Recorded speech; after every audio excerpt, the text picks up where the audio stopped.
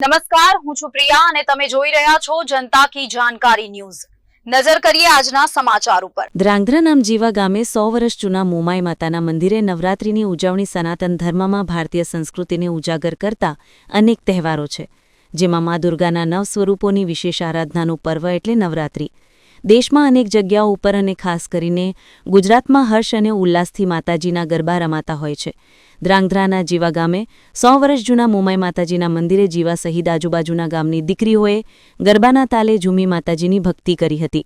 લોકવાયકા મુજબ સૌથી વધારે વર્ષો પહેલા જીંજુવાડા ગામેથી માતાજીની સ્થાપના અહીં જીવા ગામે કરવામાં આવી હતી। મોમાઈ માતાજીના મંદિરે નાની બાળાઓ અને મહિલાઓ માતાજીના ગરબે રમે છે। કુવાડિયા જૈન હિત મંડળ દ્વારા આ સમગ્ર નવરાત્રિનું સંચાલન કરવામાં આવે છે, જેમાં માતાજીના મંદિરને રોશનીથી શણગારી દીકરીઓને લાહણી મંડળ દ્વારા આપવામાં આવે છે।